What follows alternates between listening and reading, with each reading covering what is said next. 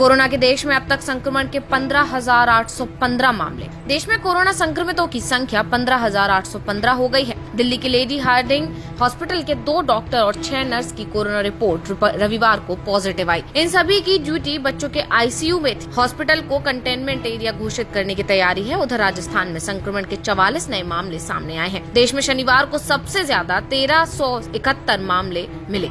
एक दिन में सबसे ज्यादा 426 मरीज ठीक भी हुए हैं। इधर केंद्रीय स्वास्थ्य मंत्रालय के मुताबिक देश में 15,712 कोरोना पॉजिटिव मरीज हैं। इनमें से 12,974 का इलाज चल रहा है। 2,230 ठीक हो चुके हैं, जबकि 507 ही मृत्यु हुई है। गृह मंत्रालय का आदेश, लॉकडाउन में गैर जरूरी सामानों की ऑनलाइन डिलीवरी पर छूट नहीं।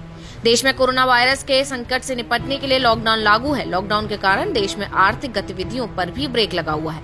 इस बीच सरकार ने कहा है कि लॉकडाउन के दौरान गैर जरूरी सामानों की ऑनलाइन डिलीवरी नहीं होगी। लॉकडाउन लागू किए जाने पर सरकार ने जरूरी सामानों की आपूर्ति को सुनिश्चित किए जाने की बात कही थी। राशन और मेडिकल दुकानें खुली हैं, तो वहीं दूसरी तरफ जरूरी सामानों की होम डिलीवरी भी की जा रही है। हालांकि इस बीच गृह मंत्रालय ने आदेश दिया है कि ई-कॉमर्स कंपनियों के जरिए लॉकडाउन के दौरान गैर जरूरी सामानों की सप्लाई पर रोक रहेगी।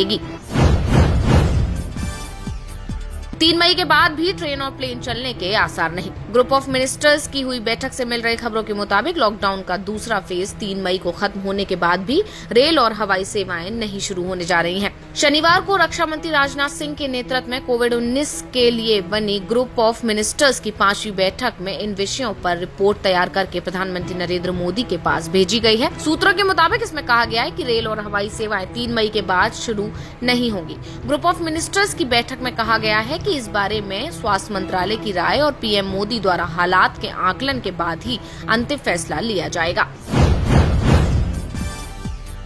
स्विट्जरलैंड ने 14,690 फीट ऊंचे मैटरहॉर्न पर्वत पर रोशनी से तिरंगा बनाया। कोरोना से जंग के लिए भारत की कोशिशों के प्रति सम्मान दर्शाने के लिए स्विट्जरलैंड ने अपने सबसे ऊंचे पर्वत माउंट मैटरहॉर्न पर रोशनी से तिरंगा बनाया।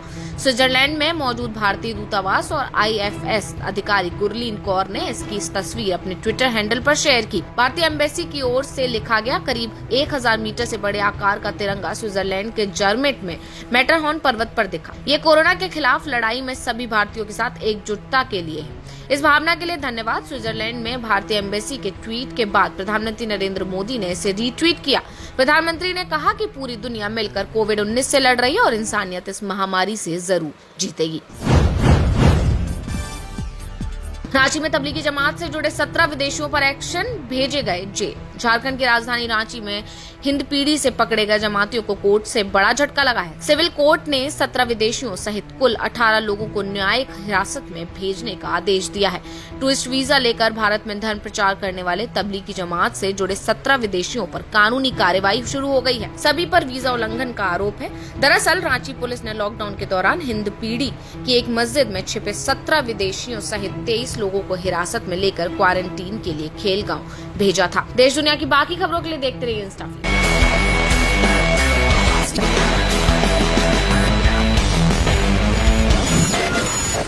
InstaFeed।